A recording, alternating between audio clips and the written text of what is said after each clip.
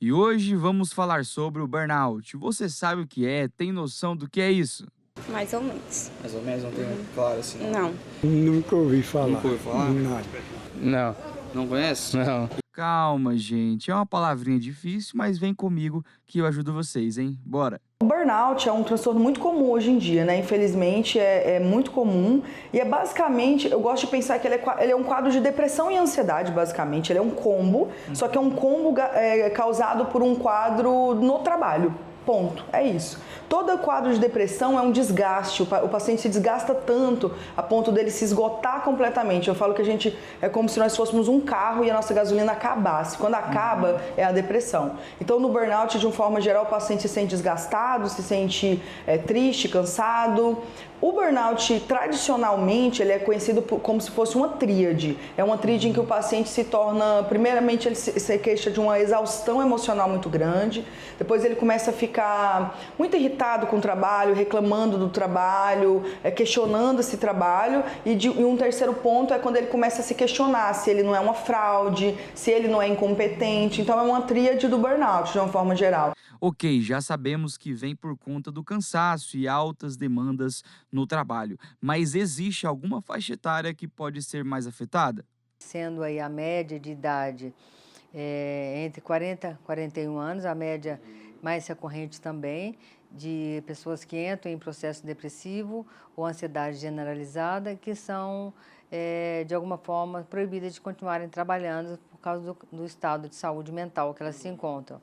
Então, hoje nós temos aí mais ou menos, em média, de 472 mil trabalhadores fora da área de trabalho, por licença junto ao INSS, principalmente por essas causas. Que número alto, hein, gente? Hoje em dia, infelizmente, os casos só aumentam. A psicóloga Aline Moura destaca que um dos motivos para o aumento desse número alarmante de pessoas afastadas do trabalho por questões psicológicas vem do pós-pandemia. E ela explica um pouquinho aí dessa relação. O que tem aumentado realmente o número desses casos é exatamente a pressão das empresas, a expectativa, né? Eu acho que o mundo, essa mudança também pós-pandemia, essa mudança da rotina, assim, de uma hora para outra as pessoas mudaram a rotina e o mercado ficou mais difícil, né? A gente vê aí agora também com essa inteligência artificial, as pessoas estão se sentindo mais cobradas, mais angustiadas. Então, assim, a angústia, a irritabilidade, a pressão, o ambiente super tóxico de trabalho. Em que sentido que o ambiente é tóxico? Porque tem muito assédio moral, né? Tem muita falta de respeito, tem falta de reconhecimento. Então, o que vai ocasionando essa porcentagem, em média, de 68% de pessoas que cresceu, né, de 2024 para 2025, de pessoas afastadas, devido aos ambientes tóxicos, à falta de cuidado das empresas junto aos funcionários, junto aos trabalhadores. E quais serão os sintomas para identificar e poder procurar ajuda médica?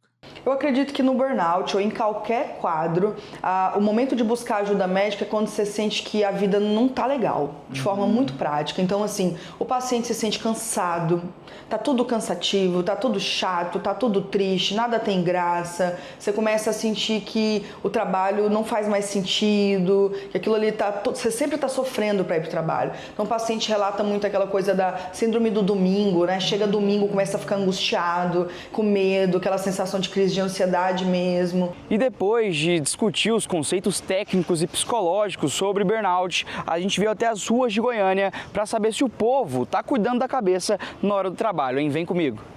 Então você sabe o que é a síndrome de burnout? Tem conhecimento? Excesso de trabalho? Pode ser também, isso aí. E você me fala, você já passou por algum desgaste emocional no trabalho, mental, levou coisa para casa, já atendeu cliente? Já, eu fui cabeleireira durante 20 anos e aí quando eu tive Covid eu fiquei muito alérgica e eu parei de trabalhar durante 4 anos e fui morar na chácara. Agora no começo do ano que eu retornei para o comércio de novo. Você sabe o que é o burnout? Já vi falar. Só por alto, assim? Por alto. E você já passou algum desgaste no trabalho emocional, mental? Sim, lidar com pessoas, né, diretamente não está sendo muito fácil. Aí sente algum desgaste mental? Sim. Quase muito nervoso, né? O senhor teve muita coisa na mente, já levou para casa por trabalhar demais? Eu faço de tudo para não levar, mas tem dia que a gente acaba levando. É, E é ruim essa sensação? é ruim, não é boa não.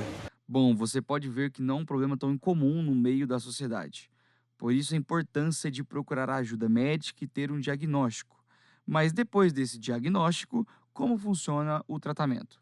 O tratamento, como eu disse anteriormente, de achar que é um quadro de ansiedade e depressão, o tratamento é por aí também. Então, geralmente, o paciente chega no consultório do psiquiatra necessitando de um tratamento medicamentoso. Então, assim, não tenham medo de medicação, elas sempre vão te ajudar.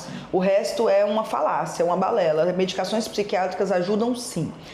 Fazer terapia ajuda pra caramba, mas no caso do burnout especificamente, o afastamento quase sempre é necessário. Pode ser por um período curtinho, uns 15 dias. Lembrando que para quem é CLT, 15 dias de afastamento, o paciente nem vai cair no INSS, é só um afastamento simples, a empresa que paga. Acima de 15 dias, o paciente passa a ir para o INSS. Nós sabemos que é uma previdência complicada, mas que ela existe, é um direito do cidadão, né, do brasileiro, do CLT, que ele paga por isso, que ele merece ser ressarcido disso, ser afastado. Mas o afastamento faz parte. Uma coisa muito errada que as pessoas acreditam é que a maioria das pessoas querem atestado, e não é verdade. Grande parte das pessoas eu tenho que convencer elas a serem afastadas, porque elas realmente têm que reconhecer o adoecimento, reconhecer que elas precisam de ajuda, e eu acabo convencendo elas a serem afastadas para que entenderem que precisam de descanso. As pessoas que querem ser afastadas, geralmente, pelo menos no meu consultório, elas não estão chegando, não.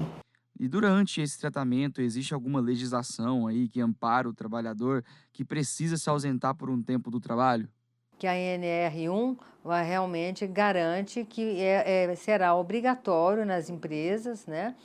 Realmente essa nova legislação que garante a saúde, o cuidado com a saúde mental desses funcionários. Em todas as empresas do Brasil terão que ter esses cuidados, espaços agradáveis, mais tempo de descanso, né? As pessoas realmente se preocuparem com a qualidade de ambiente também. Nós percebemos em Goiás, e com esse excesso de calor que nós temos, a quantidade de pessoas que trabalham sem refrigeração, né, sem ar-condicionado. Então, a partir do dia 26 de maio, essa mudança dessa nova lei vai fazer com que as empresas realmente se preocupem, ou elas realmente serão responsabilizadas com esse número de pessoas que vêm se adoecendo por falta desse cuidado. Pessoal, lembrando que o importante é se cuidar, é prestar atenção nos pequenos detalhes, nos sintomas, porque o importante é saúde em primeiro lugar.